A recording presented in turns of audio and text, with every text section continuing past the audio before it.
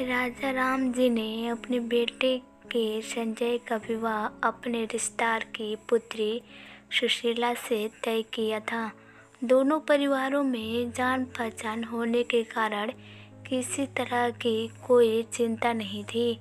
सुशीला की दादी पिछले 1 डेढ़ साल से कर रही थी कि सुशीला को घर के कामों में रुचि देने दो।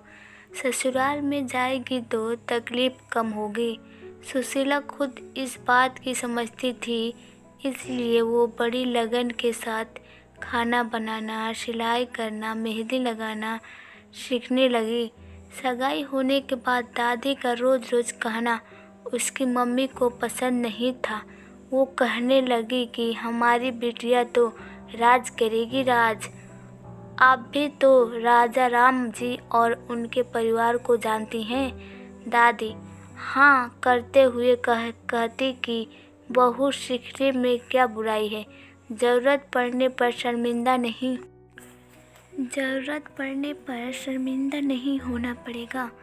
मगर उसकी माँ को ये बात कम जचती थी, इसलिए सब कुछ सीखने के बाद भी वो सुशीला को नहीं के बराबर काम करने देती थी। उधर राजा राम जी के कोई लड़की नहीं थी, तो उनकी पत्नी माया सोचती थी कि 4 लोगों के लिए कितना काम होगा, इतना तो मैं अकेली कर लूँगी और ज़रूरत पड़ी तो काम वाली रख लेंगे, मगर बहू को बेटी की तरह रखूँगी, उससे काम नहीं करवाऊँगी। नियम तिथि को नियम मुहूर्त में संजय और सुशीला का विवाह संपन्न हुआ। बड़े हर्षोल्लास और के साथ सास ने बहू का स्वागत किया। सप्ताह भर तो मेहमानों का जमावड़ा रहा, इसलिए नई बहू को सजने संवरने से ही फुर्सत नहीं मिलती थी। मगर सबके चले जाने के बाद भी राजा राम जी की पत्नी ने अपनी बहू को कोई काम करने की अनुमति नहीं दी। सुशीला ने संजय से इस बात में चर्चा की, ताऊ भी कुछ नहीं बोला। एक दिन दादी का तबीयत खराब होने पर उसका हाल चाल पूछने के लिए वो मायके गई।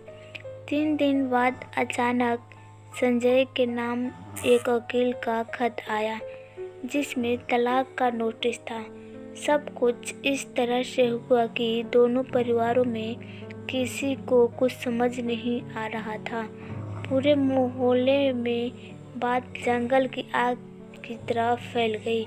कोई संजय में कमी बता रहा था तो कोई सुशीला की, लेकिन असली वजह किसी को पता नहीं थी। राजा राम जी के एक रिश्तेदार, जिनका दोनों घरों से रिश्ता था, वो आए शाम को और राजा राम जी के पूरे परिवार को लेकर सुशीला के घर गए। वहाँ उन्होंने तलाक के बारे में पूछा तो किसी को कुछ पता नहीं था सिवाय सुशीला के। उन्होंने सुशीला से इस बारे में पूछा और सुशीला ने जो कहा उससे सबको आँख कान खुल। सुशीला ने कहा कि मैं एक बहू के रूप में उस घर में गई थी, मगर वहाँ भी मुझे बहू की जगह बेटी बना लिया गया। चूँकि बेटी के रूप में तो मैं इस घर में रही थी, इसलिए मुझे उस घर में रहना अच्छा नहीं लग रहा था, अतः मैंने तलाक का नोटिस भिजवा दिया। ये बात किसी के गले नहीं उतर रही थी। ज़्यादा जोर देने पर सुशीला ने बताया कि विवाह और उसके बाद की ज़िंदगी को लेकर मेरे मन में बहुत उत्साह था। मैंने मेरी सहेलियों से काफ़ी कुछ सुन रखा था। जब मेरी विवाह हुआ और मैं अपने ससुराल गई तो मैंने जो देखा, पाया और महसूस किया वह सब मेरी जानकारी के विपरीत था। 1 सप्ताह तक तो मैं इंतज़ार किया, मगर उसके बाद भी मुझे किसी काम को हाथ लगाने की अनुमति नहीं मिली तो मेरा मन विचलित होने लगा। मैंने सासू माँ से बात की तो उन्होंने ये कहते हुए कि थोड़ा सा ही तो काम है, ये तो मैं ही कर लूँगी। तू आराम कर और काम करने की इजाज़त नहीं दी। फिर मैंने संजय से बात करने का प्रयास किया, लेकिन उसने भी बात को टाल दिया। तब मैंने दादी से बात की और उनसे मुझे यहाँ बुलाने की प्रार्थना की, तो दादी ने अपनी बीमारी का बहाना बनाकर मुझे बुला लिया। यहाँ भी किसी ने मेरे मन की बात जानने की कोशिश नहीं की, सिवाय दादी के। मैंने उन्हें अपने ससुराल में बहू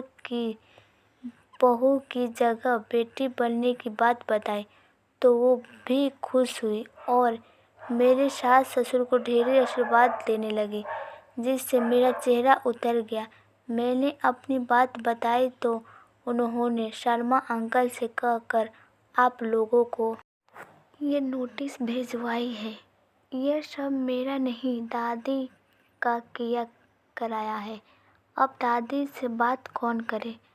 मगर ज़रूरी था, इसलिए सब लोग दादी के कमरे में गए। दादी तो माने उन्हीं को इंतज़ार कर रही थी। छूटते ही बोली, राजा राम जी और माया जी, मुझे आप जैसे समझदार लोगों से ऐसी आशा नहीं थी। राजा राम जी ने हाथ जोड़कर पूछा, ऐसी क्या गलती हो गई? कुछ तो खुल कर बताइए। तब दादी ने कहा, शुरू किया आप लोगों ने सबसे बड़ी भूल ये कि एक बहू को आपने बेटी मान लिया। माना वो तो ठीक, मगर आपने उससे साथ बेटी जैसे व्यवहार भी करना शुरू कर दिया। लोग बहू क्यों लाते हैं? ताकि वो सास का हाथ बटाए, घर का काम करे, घर संभाले, ना कि दिन भर बैठी मोबाइल चलाए, टीवी देखे या पड़ोसन से गप्पे लड़ाए। यहाँ थी तो उसका सब के साथ 20 सालों का संबंध था। सब उन्हें जानते हैं। विवाह से पहले वो दिन भर घूमती थी, सहेलियों के साथ बतियाती थी, तो सब ये मानते थे कि जो करती है वो करने दो। ससुराल में जाएगी तो अपने आप खुट्टे से बन जाएगी, गाय हो जाएगी। आप सब समझ रहे हो ना मेरी बात? सुशीला की सास बोली, माँ जी गलती तो हुई है मुझसे, अब आप ही बताइए इसको कैसे सुधारूं। दादी ने कहा, आपको करना कुछ नहीं है, सिर्फ माँ से सासू माँ बनना है। अगर नहीं बन सकती तो 1 महीने मुझे अपने घर चलाने को बता दो। सास कैसी होनी चाहिए? सभी के चेहरे पर मुस्कान दौड़ती लगी। दादी ने सुशीला से कहा, आज सब के लिए भोजन का प्रबंध तुम करोगी, हम सब बैठे रहेंगे।